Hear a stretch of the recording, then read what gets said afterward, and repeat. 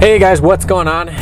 Back with another video here for the Costly Mistakes series. I don't even know what number video this is, but there's been a few and I want you guys to avoid them. So this next one is going to be talking about snow removal. Now I know if you live in the South, you don't have snow, but I'm sure this could pertain to lawn maintenance as well, maybe somewhat. Basically this is pretty focused towards snow removal, but basically what happened was, so we had a massive snowstorm a few years back, and I believe it was started on a Thursday. We started plowing at 4 p.m. on a Thursday. We didn't get done plowing everything until 12:30 a.m.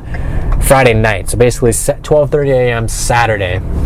But so we had at that season, I remember very specifically, I overloaded the crap out of our lists for plowing, just because with the way we had our contracts was that we could hustle through depending on what time of day it happened, we could have a 12-hour route for plowing, because the residentials didn't need to get done until a specific time. So if it snowed at 3 o'clock in the afternoon, or make it a little easier. Say it snowed in the morning, we wouldn't have to do.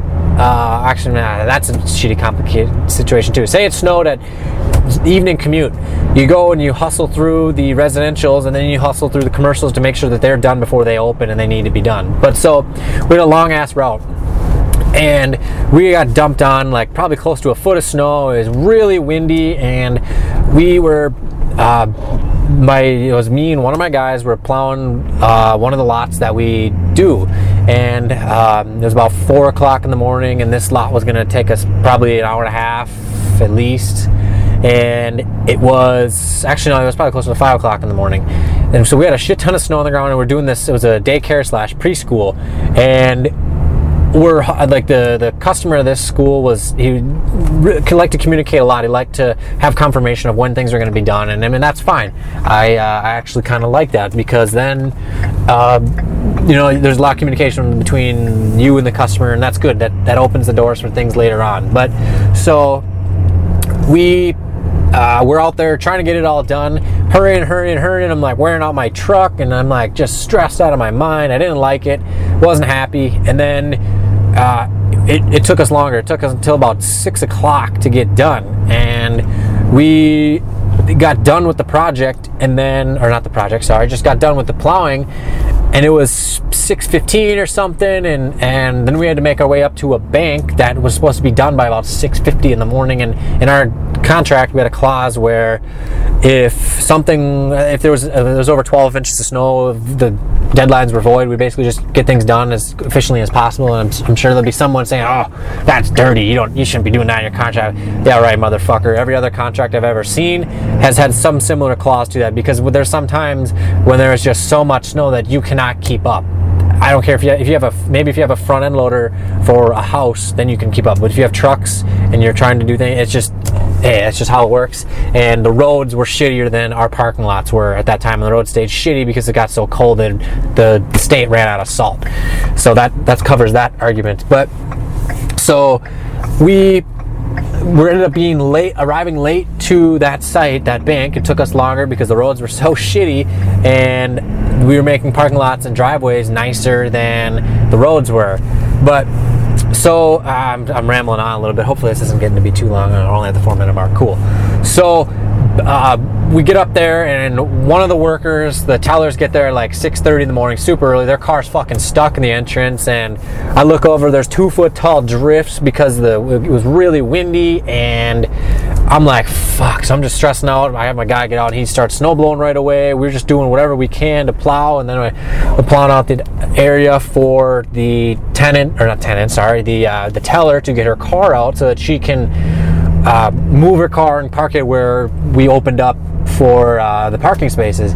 And so then I'm stressed out of my freaking mind, and the manager of that bank comes out and says, "You guys are late. This isn't good." And thinking at that time, I'm stressed out of my mind as is. Like, I have borderline health issues now because I stressed out so much when I was younger, but so now I just gotta keep myself calm and do that. So first point from this video is, if you're young, take care of yourself, get ample sleep and eat healthy, as well as don't let stress stress take its toll on you. It's really not the end of the world. I mean, yeah, you're going to lose out on money if something happens, whatever, and things can go wrong, yes. But you got to take it seriously, but don't have a panic attack when the phone fucking rings or something like that. So basically what she had said was, yeah, like in our track record up to that point was literally flawless. They were the first priority account. They were done the second snow stopped falling every single time. And then this one time we slipped up because we ended up doing that school first. And then the shittiest part of it was that the whole district, and this was a privately owned school's daycare thing, he ended up closing down for the day anyway. So we didn't even have to do that. We could have waited, and this was a Friday that the school was closed. We could have waited till Sunday to do it. So I'm just like, after the whole situation happened, we got that bank all opened up, and things were all handled and done, and things were back to good, and we got everything handled, whatever. I'm like rambling. I don't even know what the hell I'm saying half the time here, it seems like. But just because this what had happened this day was just so, not traumatic, but it was just so stressful that I don't even like talking about it.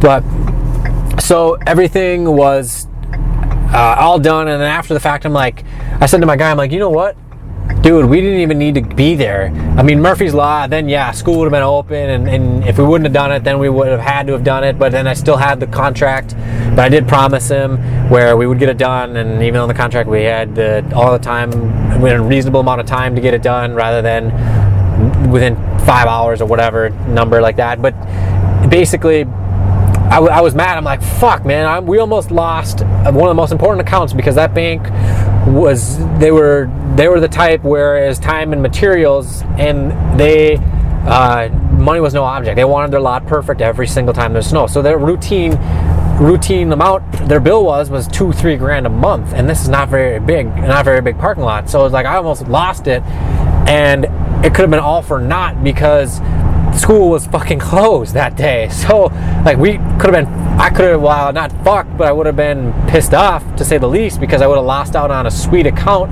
one of my best customers, if we would have just changed things up. So if you're doing snow, and this is gonna not affect half the people listening to this, but if you're doing snow, make sure your contract is outlined very well. Again, I don't mean to plug my products again, but you can get the snow contract with the snow ebook at this time, and there'll be a discount code for it. It's YouTube at the checkout, get 30% off. But if you are doing snow removal, man, I'm just so frustrated with this. That day just made me so mad because we did all hustle through this, stressed out like crazy, hustling, working equipment into the ground, and it didn't even need to be done. And then we had to do it again at the next site. So just know your focus of your customers and know which ones are top priority. When you meet with your customers, ask them what the priority is of the snow. Because some places, say you have an office building where maybe they don't get a lot of traffic. Maybe they're just an office where everyone shows up at 8, 9, and then they leave at 4 or 5 or whatever, and that's all the traffic. They don't have visitors that come in. Those sometimes aren't going to have their tolerance is going to be pretty low. They don't need the snow gone instantly because they have a ton of people coming in and out. If you have a Target store, Walmart, they're going to have a lot of people coming in and out, so those are going to be high priority places. They need to get done right away. So lesson 1 is know your contracts. I think that was lesson 1. I don't remember. I've just rambled on. It's been a long week. It's 6 o'clock on a Sunday, and I'm still working. I haven't stopped working all week long. I might take a couple hours off tonight. Probably not. But basically, know the priority of your customers. And if there is a snow event where you have a ton of snow and you basically, the only thing you can do is just keep grinding at it and just get the shit done. And when it gets done, it gets done. Then, that's just how it is. I'm going to get a ton of shit from the quote-unquote landscapers of Instagram. Some of those people that comment on those fucking pictures. Good God. Assholes. Fuck them. Seriously. Some of those guys, you post a picture of perfect stripes and they'll be like, oh, it's shitty. He didn't go around the tree perfectly or something. It's like, fuck off. Who gives a shit? Customers really don't care that much about your stripes, dude. But anyway, back to my point is just know the priority of your snow customers and take in consideration the situation that's at hand. If you have 18 inches of snow on the ground and you have customers calling you out your ass, whatever the word would be for it, just let them know that, hey, it's going to take a little bit. I mean, because the roads are still shitty. I mean, you can barely get out of your driveway right now, or barely get down your city street, let alone your parking lot. You probably barely even got to work today, yet the parking lot doesn't have to be perfect. Now that being said, customer service is very, very important. So always be very communicative with your customers, and don't treat them like shit, but you got to know when to lay down the law as well.